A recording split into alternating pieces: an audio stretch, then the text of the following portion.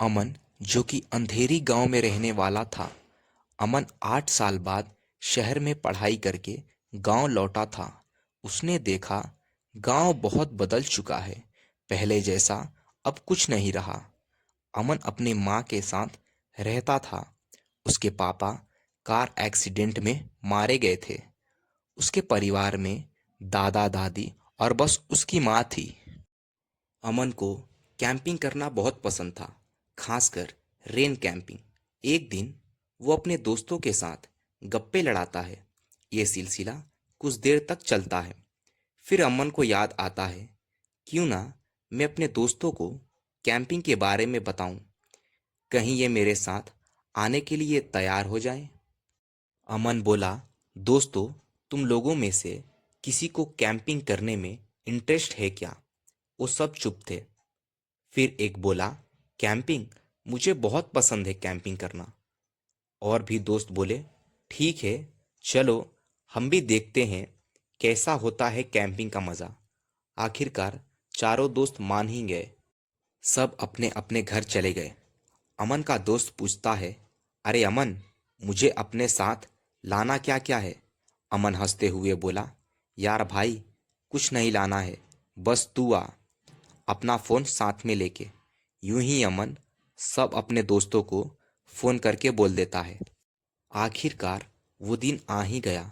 चारों दोस्त अपने अपने घर से निकल गए और कार में बैठ के कैंपिंग स्पॉट पहुंचे। कैंपिंग स्पॉट कुछ ज़्यादा अजीब दिख रहा था।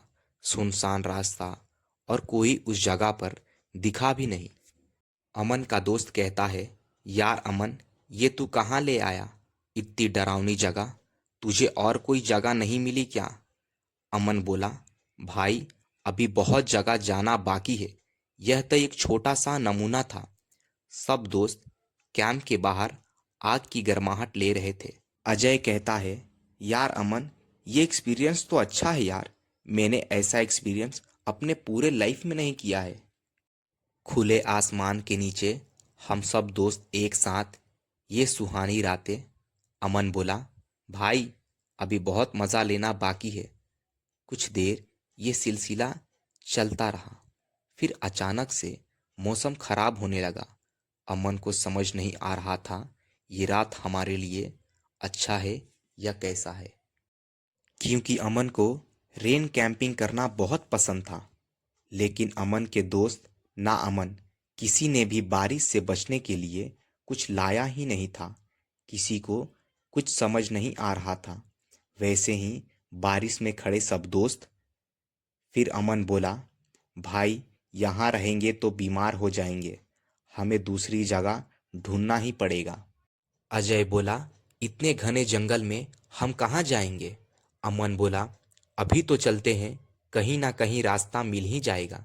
चारों दोस्त घने जंगल की तरफ बढ़ते हैं।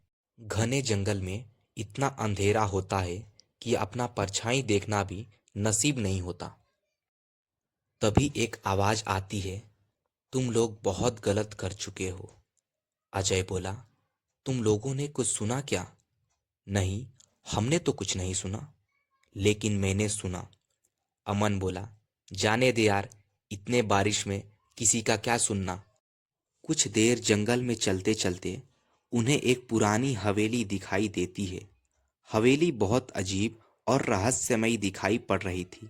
अमन बोला, दोस्तों, क्यों ना आज रात इसी हवेली में बिताया जाए, फिर सुबह होते ही हम अपनी कैंप की तरफ बढ़ पड़ेंगे। अजय बोला, यार, ये हवेली बहुत अजीब दिखाई पड़ रही है, मुझे तो बहुत डर लग रहा है। लेकिन उन लोग के पास कोई चारा भी नहीं था। दूर दूर तक जंगल ही जंगल दिखाई दे रहा था। आखिरकार चारों दोस्त हवेली में रहने के लिए मान ही गए।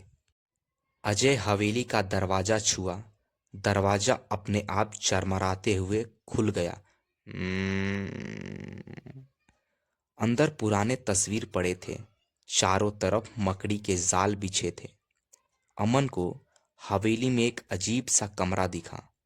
कमरे में अमन ने देखा एक चलती घड़ी जिस पे लिखा था बस 14 घंटे। अजय हैरान था।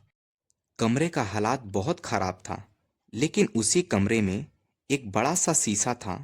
वो बहुत साफ दिख रहा था। ऐसा लग रहा था जैसे किसी ने अभी साफ किया हो।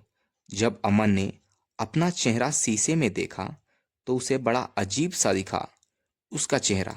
लेकिन अमन को ये बात समझ में नहीं आ रही थी। ये सब सामान इतना गंदा तरह से पड़ा है, लेकिन ये शीशा इतना साफ क्यों?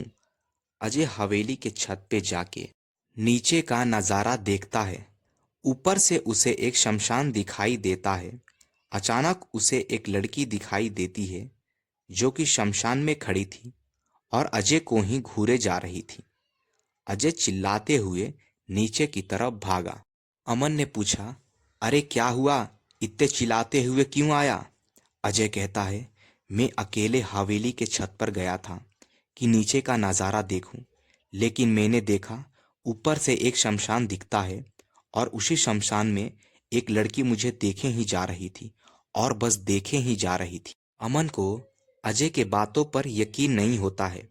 वो सोचता है शायद सफ़र की वजह से ये सब हो रहा है। अमन कैसे तैसे हालात को संभालता है। फिर सब लोग एक साथ कमरे में सोने जाते हैं। अजय को नींद नहीं आ रहा था। वो बार बार उसी लड़की को याद कर रहा था।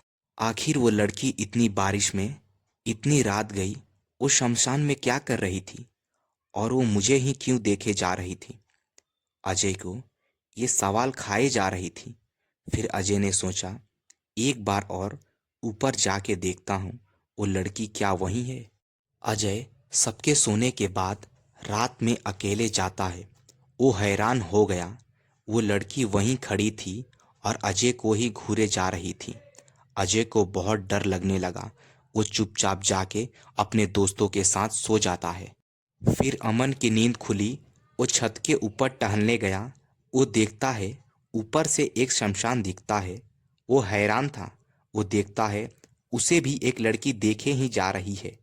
वो डरते हुए नीचे जाके सारी बात अपने दोस्तों को बताता है। अब सबको विश्वास हो गया था, कोई तो वहां लड़की है जो हमें देखे ही जा रही है। सब दोस्तों ने तय किया कि हम सब वहां जाएंगे और देखेंगे आखिर कौन है वो लड़की। सब दोस्त उसी वक्त हवेली से निकल। चारों दोस्त वहां पर पहुंचे। वो सब हैरान थे क्योंकि वहां कोई शमशान नहीं था। लेकिन ये कैसे हो सकता है? हमने तो अभी हवेली के छत पर से देखा था। अमन बोला, रुको, मैं फिर से हवेली के ऊपर से देखूंगा। अमन फिर हवेली के छत पर गया। वो देखा वो शमशान वही है और वो लड़की भी उसे देखे जा रही है। वो चिल्लाते हुए गया, बोला, भाई मैंने यहीं वो शमशान भी देखा और वो लड़की को भी। अजय सब समझ गया। वो बोला, हम सब जब हवेली में थे तब मुझे एक घड़ी दिखी थी और उस पे लिखा था बस 14 घंटे। 14 घंटे होने वाले हैं। देखते हैं अब क्या होता है। और जैसे ही 14 घंटे बीते वो हवेली धरती में समा गई। सब दोस्त हैरान हो गए। अब वो 14 घंटे का मतलब समझ में आया। वो हमारी मौत गिन रही थी और आखिरकार चारों दोस्त बाल बाल बच गए। दोस्तों, यही थी एक छोटी सी कहानी। दोस्तों, अगर आपको हमारा वीडियो पसंद आया तो एक लाइक ज़रूर करें।